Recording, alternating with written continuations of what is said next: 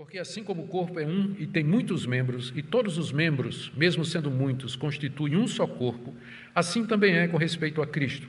Pois em um só Espírito todos nós fomos batizados em um só corpo, quer judeus, quer gregos, quer escravos, quer livres, e a todos nós foi dado beber de um só Espírito.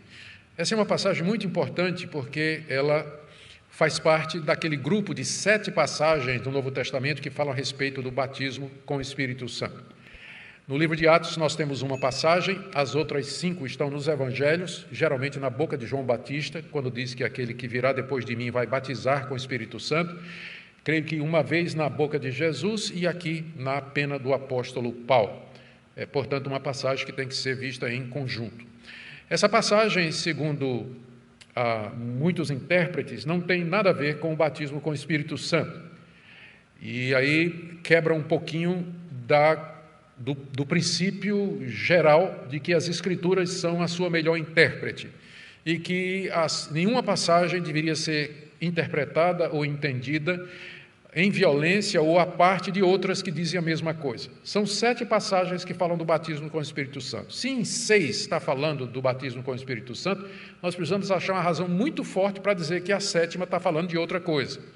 E eu não vejo nenhum motivo para não considerar que essa passagem aqui está falando do batismo com o Espírito Santo.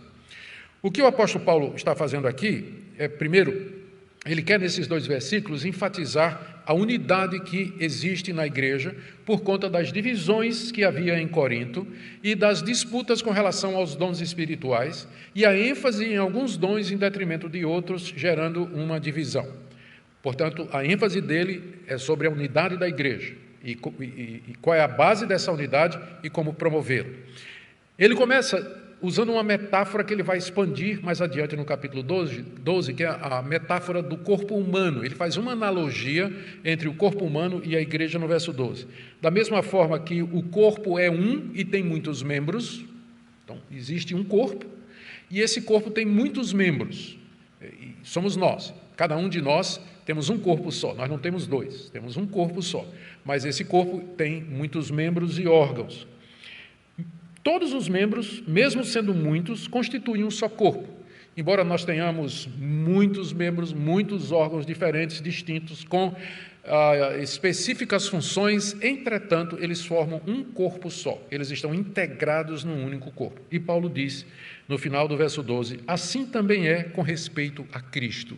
O que ele quer dizer é que, assim como é conosco fisicamente, assim é com respeito a Cristo. A igreja é o corpo de Cristo. E a semelhança do corpo humano, ela é uma só. Cristo não tem 2 igrejas, ele tem uma igreja só.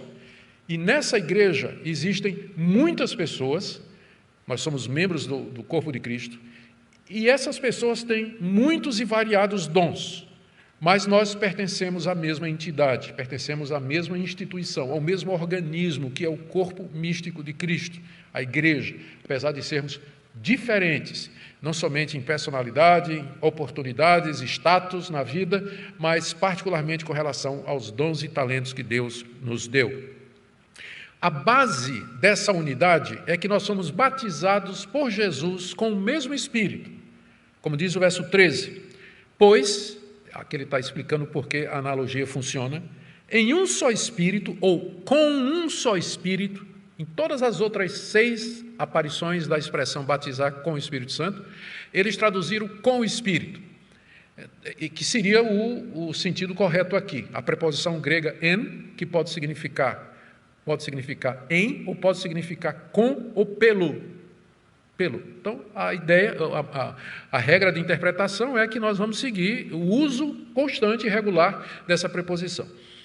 A razão pela qual nós estamos juntos é que nós todos fomos batizados no Espírito por Jesus Cristo, formando um corpo que é a igreja. Dessa interpretação aqui, dessa maneira de olhar esse versículo, nós podemos tirar algumas conclusões. Primeiro, que o batismo com o Espírito Santo ele é uma experiência que ocorre no início da nossa vida cristã. Que o batismo com o Espírito Santo nos coloca no corpo de Cristo. Portanto, o batismo com o Espírito Santo coincide com a conversão. com a regeneração, com o novo nascimento, com a justificação. É aquele momento em que Cristo nos coloca no seu corpo. É assim que esse termo é usado aqui. É claro que as pessoas muita gente vai objetar, aqueles irmãos que acham que o batismo com o Espírito Santo é uma experiência depois da conversão, que tem a ver com poder espiritual e que é atestada por línguas. Essas pessoas não vão querer entender dessa forma e elas vão apelar para o livro de Atos. No livro de Atos, eles vão dizer, olha, você tinha os discípulos no dia de Pentecostes. Eles já eram crentes e foram batizados com o Espírito Santo no dia de Pentecostes. Ou então, na casa de Cornélio. Aí vai ser difícil porque na casa de Cornélio acontece ao mesmo tempo a conversão dos gentios e o batismo com o Espírito Santo deles, atestado pelas línguas.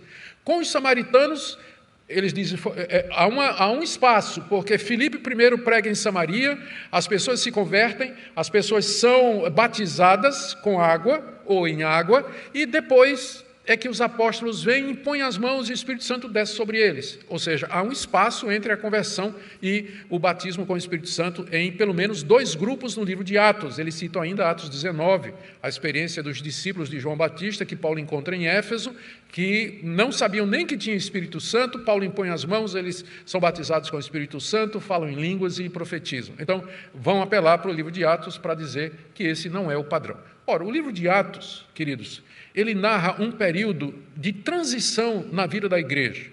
A gente tem que lembrar de interpretar as passagens bíblicas à luz do lugar delas no desenvolvimento da história da redenção. No livro de Atos se registra a passagem da antiga aliança para a nova aliança, do Antigo Testamento para o Novo Testamento. E Deus levantou os apóstolos para serem aqueles que fariam essa alteração. Era necessário mostrar que Deus estava salvando não somente judeus, mas os gentios. Por isso essa experiência com os samaritanos, que foi igual à de Pentecostes. Por isso a experiência com Cornélio, que foi igual à de Pentecostes. E por isso a experiência com os discípulos de João Batista em Éfeso, Atos 19, igual à de Pentecostes. Para dizer que Deus estava trazendo para dentro da sua igreja outros grupos que não são os judeus. Uma vez completado isso, você não vê mais esse tipo de experiência, batismo com o Espírito Santo, depois da conversão. Leia as cartas. Leia as cartas de Paulo, leia as cartas de Tiago, leia as cartas de João, leia a carta aos Hebreus. Você não vai achar uma única orientação, exortação ou ordem para que os crentes busquem o batismo com o Espírito Santo. Não é curioso isso? Se o batismo com o Espírito Santo é alguma coisa que nós devemos buscar depois da conversão, por que não tem uma única passagem no Novo Testamento escrita a não ser, já expliquei, a dos evangelhos, que tinha a ver com a vinda de Jesus, e no livro de Atos, por que os apóstolos que escreveram para igrejas já estabelecidas, depois do dia de Pentecostes e dessas experiências, não tem uma única passagem dizendo assim, busquem o batismo com o Espírito Santo. Peça o batismo com o Espírito Santo. Não tem uma única. A única passagem que tem é essa aqui que nós acabamos de ler. E ela diz que nós já fomos batizados. Já fomos batizados, não é isso? Aí, ó. Pois em um só Espírito, todos nós fomos batizados em um corpo. E para não deixar dúvida, Paulo diz, quer judeus, quer gregos, quer escravos, quer livres. Ou seja, não tem exceção. Se é crente, já foi batizado com o Espírito Santo. Agora, o grande problema aqui, que precisa ser esclarecido, é que muitos que acreditam nisso, e acreditam corretamente, que o batismo com o Espírito Santo, depois das experiências do livro de Atos, acontecem normalmente na conversão, eles acham que na conversão nós recebemos tudo o que era para receber. Tudo, já recebemos tudo, não tem mais nada. E aí é que vem um grande equívoco, porque a Bíblia fala de plenitude do Espírito Santo. Nós não temos um versículo dizendo assim, busquem o batismo com o Espírito Santo, mas nós temos um versículo dizendo assim, enchei-vos do Espírito. Encham-se do Espírito Santo. O que existe depois da nossa conversão não é um batismo com o Espírito Santo, ou vários batismos em sequência, que é chamado às vezes de segunda bênção. Não, mas são plenitudes, enchimentos do Espírito Santo. Eu estou dizendo que é equivocado se referir a essas experiências como batismo, porque batismo é uma experiência iniciatória, ela está no começo da vida cristã. Todo crente já foi batizado com o Espírito Santo, mas ele precisa se encher do Espírito Santo, e essa experiência pode acontecer muitas vezes na vida dele, não só uma vez, mas 2, 3, 4, constantemente ser cheio do Espírito Santo. E essa é uma experiência que pode mexer com o nosso coração, é alguma coisa que nós podemos experimentar, é alguma coisa que pode extravasar no nosso coração, mas não é batismo com o Espírito Santo, porque batismo com o Espírito Santo é na conversão. É na conversão. E é isso que nos faz unidos. O que é que nos une? Fomos batizados por Cristo no mesmo Espírito, formando um corpo que é a igreja, e não tem exceção. Judeus, gentios, ricos e pobres, homem e mulher, ele usa aqui também a expressão escravos, quer livres, todos os cristãos participam desse privilégio. E ele acrescenta, e a todos nós foi dado beber de um só Espírito. Nós experimentamos das bênçãos espirituais que nos são dadas pela terceira pessoa da Trindade. Nós bebemos do mesmo Espírito. Qualquer que seja a sua experiência espiritual, você está bebendo do mesmo Espírito que eu bebo também. Eu me alimento, eu me fortaleço por esse mesmo Espírito que habita em você e que também guia você, a pessoa de Cristo, alimenta, refrigera, refresca a sua alma. É o mesmo Espírito que habita em mim, que habita em todos nós, e é isso que nos une. Que lição importante para aquela igreja, que era uma igreja que tinha um espírito faccioso, era uma igreja dividida, uma igreja que não conseguia experimentar na prática a união que nós temos em Cristo Jesus.